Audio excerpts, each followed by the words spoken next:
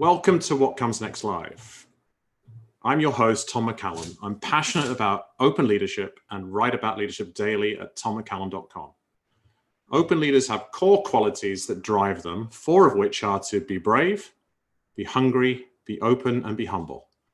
I'm always inspired by listening to the thoughts of leaders I meet, which led to the idea for this show, where our guest first shares a little about themselves, what they're doing, and their thoughts on what comes next.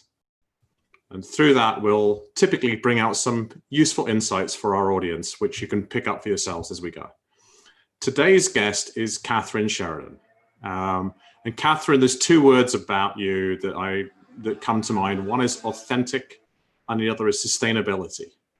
And with that, tell us about yourself, what you're up to, and what your thoughts are. Thanks, Tom, for the great introduction. I moved to Paris when I was 19, and that basically showed me that there was another way of life outside of the UK. And while I went back to the UK to finish my studies, I've basically been abroad ever since. I've been in Belgium for the last 20 years. And I started out as a journalist, which when you mentioned authenticity and sustainability, that's where I started already to sort of hone my journalistic instincts and my editorial instincts. And then I moved from journalism into communications. And after having done PR for some people that I didn't really want to be doing PR for, 12 years ago, I set up my own sustainability communications firm in 2008, which everybody said was a terrible time to start a business. But compared to where we are today, I don't think it was so bad. So I spent my 30s working, because that was what society had told me I was supposed to do. It's kind of trained to work myself nearly to death in my 30s, because that's kind of the plan. And when I hit 40, I moved out of Brussels, where I had actually been living in the office. We had a house and it was divided between my place and the office. So it was very intense. And I moved out to the countryside in Flanders in Belgium. And since then, since that 40th milestone, it's been a process of really transitioning and reevaluating, what I want to do with my life. And it ended up last year, well, I took a sabbatical for a year, and then I'd been back a couple of years after that during this whole, reevaluating, transitioning period. And yeah, last year I decided that it wasn't what I wanted to do anymore. And I scaled back the company and I closed the office and let go, what was left of the team. And I still keep going with the work because there's a lot of interesting projects that I have.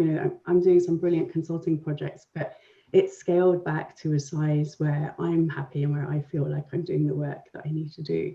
And it's funny, Tom, because in my 30s, I absolutely thrived on that business and the team and the office and had a real family feeling.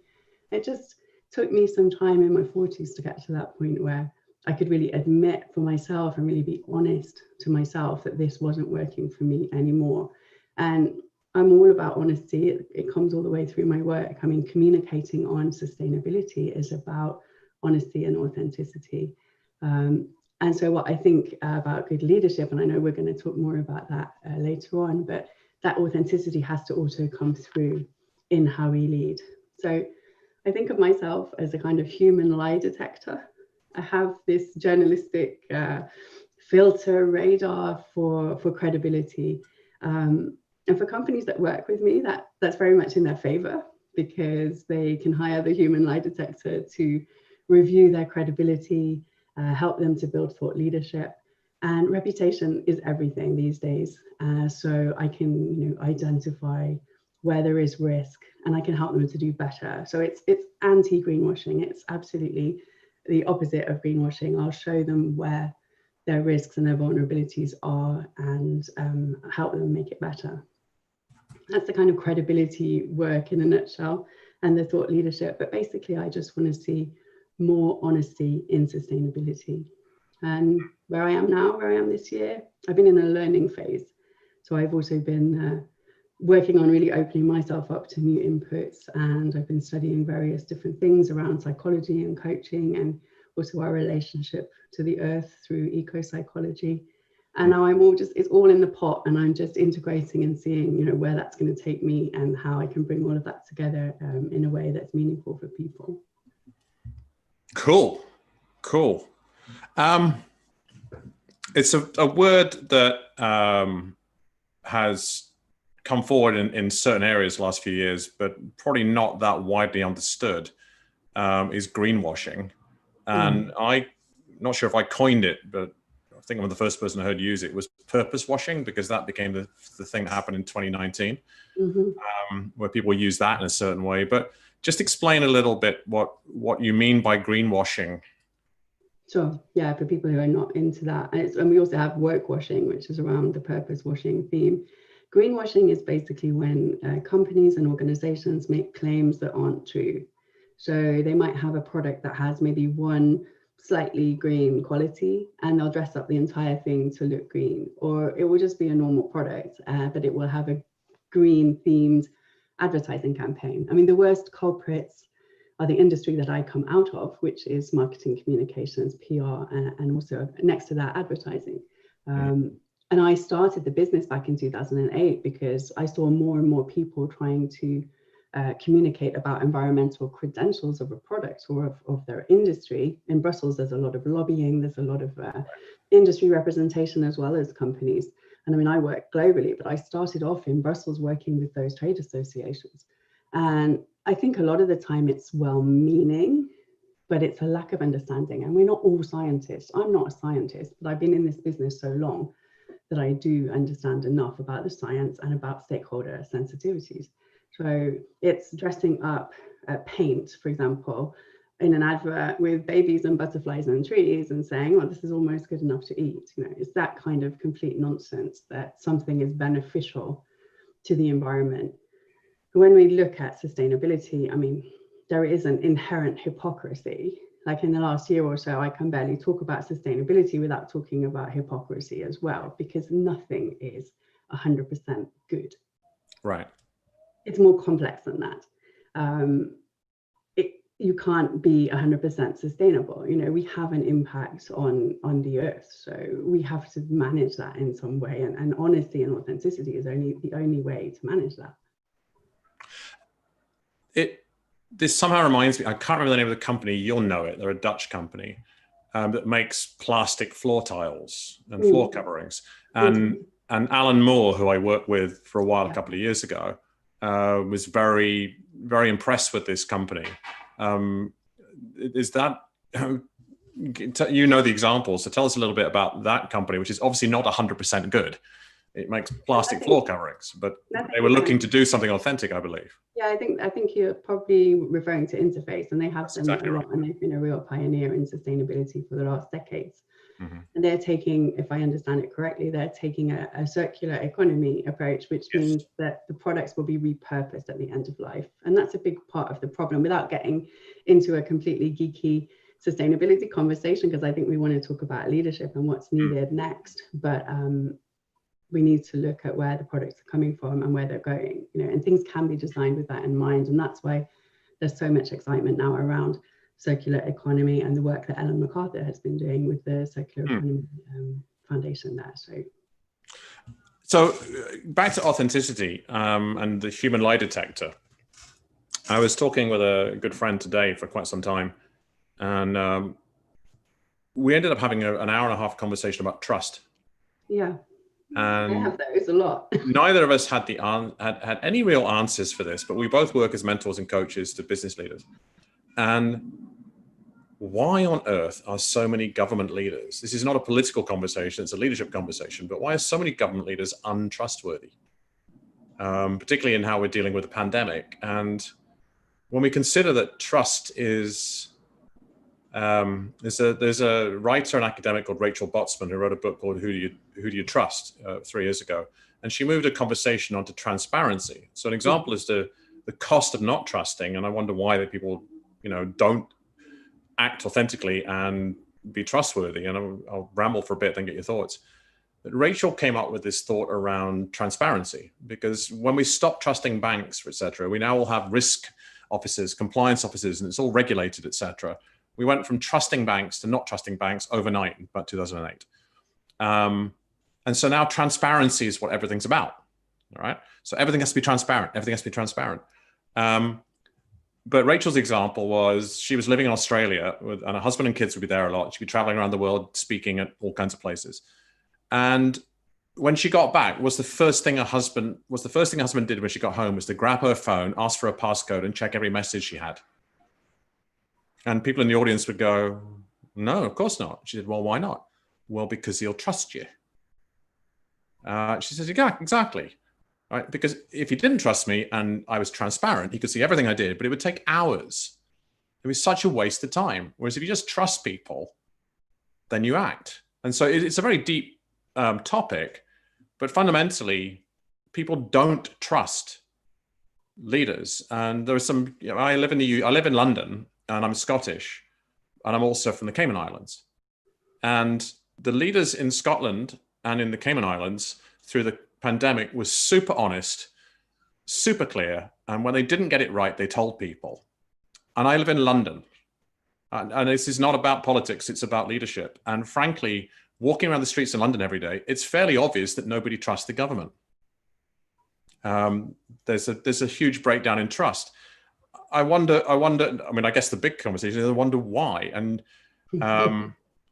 do you really wonder? Well, I think there's many levels on this, but if we look at this, and particularly if you flip it back into sustainability, is the issue around, well, we absolutely need to address the climate crisis and we need to be more sustainable. We need more of a circular economy. But we also need businesses to be trusted. If businesses can be trusted, then yes, but trust has to be earned. Right. And for me, credibility builds trust. And we build credibility through transparency and accountability and authenticity. And we need to stop seeing sustainability as a separate thing. As long as we see sustainability as a separate thing, or the circular economy as a separate nice to have thing, we're going to fry. Like, this is the reality. What comes next is we fry. Maybe in your kid's lifetime, maybe in your grandkids' lifetime, but the planet is uninhabitable. We can discuss how many years with different scientists, but it's not too far off that we actually can't live on the planet. So we've gone from sustainability being a nice thing about doing good. Oh, we should do the right thing. Let's put out a nice report. Let's win some awards for our nice report. And let's go to some sustainability conferences. I mean, the last time, it's been ages since I've gone to a corporate sustainability conference, because I just want to stick pins in my eyes. Because when I hear the presentations, I'm like, oh, well, we're good then. I can retire. I can go open a bookshop or something, because we're good, apparently. If I listen to all these large companies with all of the wonderful things that they're doing and the reports that they're writing on sustainability and the awards that they're winning, it's a circus. We're not there. So we actually need to scrap sustainability. Sustainability has to be everything, because as long as we see it as something separate, we're not getting anywhere. So we're going to fry. So what does that look like? I mean, who's doing a good job of it? People always ask me that, and I actually won't answer, because nobody is doing a really good job. Okay. People always want, like, oh, this is the perfect example, because that's too easy. Mm-hmm. It's actually, none of us are particularly sustainable. We need to take responsibility. If we don't want to fry, this comes back to your question about trust and why don't we trust politicians? On politicians specifically, I think there have been too many compromises for too long. Politics is built upon compromise. I've been in Brussels for 20 years. There's always a bit of horse trading, a bit of give or take. And at the end of the day, even a good, decent politician that goes in, they have to make compromises, and that's the nature of the business. And so I think that does erode how trustworthy, in general, politicians can be. That's my personal opinion, of course. But in terms of business and transparency and accountability, we need to take responsibility. It's not only business.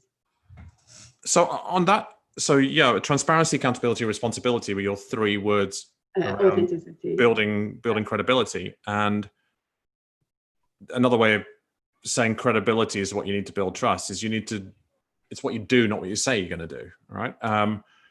The piece I was also ruminating on today with someone was apologies. Another element of responsibility is to apologize when you got it wrong. And I just saw last night President Trump being interviewed on HBO, and he just is pathologically unable to admit where he's got it wrong. I love how we're making this a political conversation. Well, but I mean, I think that's a broad topic with politicians, and I find if you move that into business leaders, if a business has made a massive misstep on something, there's the difference between the non-apology apology, such as, well, I'm sorry you feel that way. Right. And the one which actually goes, there was the guy, I think his name, Randy Pausch, who did the last lecture talk. A guy was dying of a terminal disease and he gave a great lecture. He talked about the 3 parts of an apology. I'm sorry, what I did was wrong. How can I make it better? Mm-hmm. And not perfect by any means, but I did watch the French president, Macron, a couple of months ago, having had a pretty shaky start to handling the pandemic, actually just get on live television and go, we got it wrong. Here's what we're going to do next. And at least for a period of time, that gives a reset. That taking responsibility gives a reset. It does, but then we're always looking for the other to fix it for us. And so that's one of my things. If we talk about leadership, I believe that we're all leaders. Okay. We all have an impact and we should all be apologizing. Or perhaps we can all just look forward to how we can do things better. You know, I really believe that we are powerful. Mm-hmm. Our stories are powerful. Mm-hmm. And if we don't want to fry and we want to come out of the pandemic better, then we start taking responsibility on an individual level. I got quite burned out a few years ago after being 20 years in sustainability almost and not seeing much difference. You know, you work on environmental issues for 20 years and things are worse than when you started. It's natural that most of us at some point we reach a point where we say, well, what's the point? You know, this is a waste of time. And in healing from that and in recovering from that, I was then able to get back to a place where I really believe that I individually have an impact. And it's not because of any kind of platform or influence I might have. I think we all have an influence because everything we do in our own lives has a ripple effect on our community, you know, the kids, the school, the whatever, the fly that will not leave me alone in my studio. It's that ripple effect that then inspires other people to take similar action. So it's not just about waiting for government to make it right, waiting for business to make it right. What is a business or a government or an economy?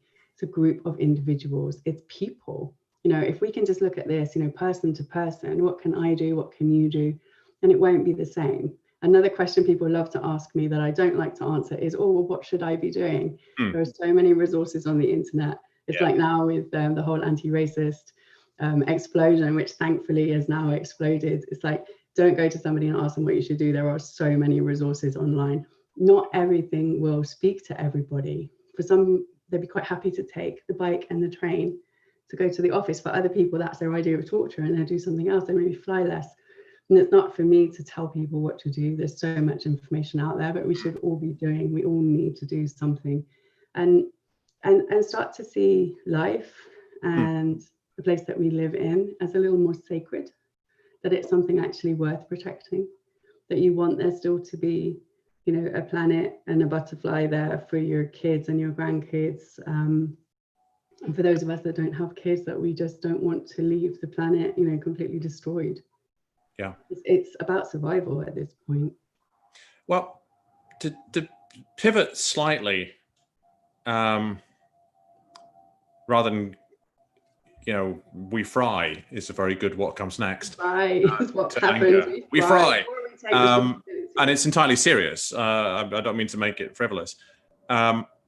When you were talking us through some of your story, I most identify with people who are brave. And bravery is in the eye of the beholder. It can be a tiny step, it could be a huge leap. I've also spent a lot of time working with people who own their own business, whether it's a small business or a very large one. And the most classic issue they are dealing with when I'm coaching them is letting go. The ripple effect I am certain you'll be having on some of the people who watch this live or listen to it later is around the fact that you were brave enough to let go of a business you'd built over a course of years. Now, what you and I, and also the bravery to look at oneself in a transitional space, which is also you were talking about. And you and I first met years ago and had a long conversation late at night in a mountain hut in the middle of winter in the Alps. Up a mountain. Up a mountain, thank you, mountain. And we were both in a very deep personal transitional space. So there might be a question or observation coming out of this, but the first thing is, I find your way, how you are, you and I have not spoken for quite a long time, how you're showing up now, inspirational, in that you've bravely taken time out and said, what is it I really need? And it's not the simplest journey in the world, and you were pretty public with it in certain ways with your writing and other things. But you come through that and you go, who am I now? What impact can I have for myself, those I love, those around me, my community, and have that ripple effect. So there's an it's simply an acknowledgement. And if there's anything you want to share around bravery and self-truth and authenticity, that's great. Sure. I mean, the business was my life. That was really the conditioning, right? And I loved it, and I still love it, but it's a very different business now. And I had to look at where is my value, because I have an impact on an individual level, but I'm also very privileged that I get to work in businesses. And I mean, I work with startups and I work with large global companies in Japan and all over. And so, I mean, I'm lucky to have that position where I can, influence a little bit on the inside, and that they trust me enough to look at what they're doing and be honest with them and point out, the risks and how to do things better. The people that I work with are good, honest people. And I really believe that most people are good, honest people. Most people do not go to work in the morning with a view to making things worse for other people. But this is where, our education has to come in. This is where I'm so appreciating all of the work right now around anti-racism, because as Robin DiAngelo says in White Fragility, white progressives are the hardest to change because we think we're good. And I was like, oh, it gives me goosebumps just saying it. That applies so much in sustainability. Oh, but I'm leading a good life. I'm a good person. I'm doing all these things. Well, yeah, but I need to do other things too. And I need to look at what I'm doing. So it has been quite a challenging period over the last few years, but very enlightening. And I actually think that all of my journey so far has been learning to open. I was always known as very honest and straight talking. That's why I used to get the speaking gigs and the moderating gigs. And I've always written. You mentioned my writing work. I'm a journalist by training, so I've always written and I continue to write. But I really think that it has been learning to just open myself more and let go of some of the ideas of how it should be.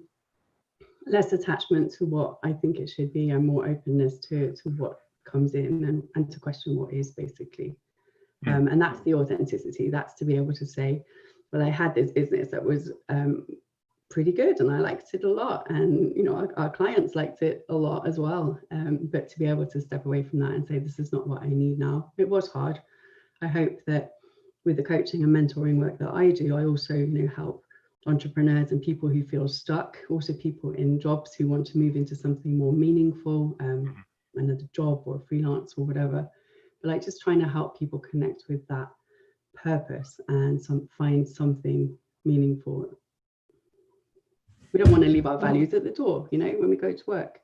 It's not like you walk through the door and then you leave yourself at the door. We need to be able to show up authentically. And that's very relevant for leaders, but it's for everybody. The company is made up of people. We can make change. We need to. Yeah, we promised not to do any swearing on the show when we were talking before. So I sound like an English guy. I went to school in England, but I'm not English, and I lived in the Caribbean, where people are typically really open and warm for most of my adult life. And if I talk to people back there, it says, what's it like living in England? It says, well, the thing about British people is if you shoved a lump of coal up their backside, it would turn into a diamond in a week. They're so tightly wound, right? And this reticence to feel and be open and authentic and bring your whole self to work is another way of putting what you just said. Yeah, I don't think it's just a British thing. I think it's conditioning. You must not show emotion, and especially the way that boys are raised and that men are treated in society. You may not show emotion. You may not show weakness. Boys don't cry, man up, grow a pair, all of that nonsense. Like it's in all of our conditioning. And then the same or similar conditioning applied to women. It's We need to challenge all of that. And I feel like we're at a time now where we are challenging all of that. And that is what gives me hope. Like, this is not a doom and gloom message from me. I might be a human lie detector, but it's not all about doom and gloom and we're going to fry. Like, I have hope. I really believe that we can change now. When I've seen kids on the streets, even way before Greta, the fact that the American kids were on the streets about gun laws. From that moment on, I had hope. Because I was very much in doom and gloom and compassion fatigue and we're all screwed anyway. And from that moment I saw kids on the streets campaigning against gun laws, I really thought things can change. And since then we've had Greta, we've had all the kids on the streets. And now the pandemic, it's an awful time for very many people. It's also giving us the time to reflect on what's important and the opportunities. And also, you know, the impacts of our behavior. We just need to question. I mean, I'm not here preaching that we all have to change and that you must never buy anything online again or anything like that. And that's why I actually don't get into the details of what you can do, because that's really easy to find online what you can do. I think you probably already know. I'm not doing everything I can do. And that's what I said earlier on. There is an inherent hypocrisy. We will do what we can, but we will never do everything we can. Yeah, a small resource for people, which is new, is as part of the crowdfunding of it, I invested in a new app called PawPrint, and it's a phone app that actually lets you measure your input, your impact at all kinds of levels, and do little challenges. It's really about awareness and stuff. So that there's, as you say, there are tons of resources. The linking to what I said and your reply, my dissonant feeling was that I found culturally differences in the UK to the Caribbean, and yet when we actually, there's this phrase, take responsibility. Maybe an element of the human lie detector. Well, there's the bullshit detector and actually just calling out, you know. I used to call it that. Call it lies. That's the American phrase. But the other part of it, if you're coaching somebody and you coach people now, is just when people actually open up and say what they're really feeling, not just what they're thinking, but what they're feeling. Because, you know, my belief is that sort of the foundation of modern philosophy of cogito ergo sum, or I think therefore I am, is basically, no, I feel therefore I am. We make our decisions based on how we feel. And nobody's going to, we know people aren't making changes in sustainability because of the rationale. But if you go, what comes next? We fry.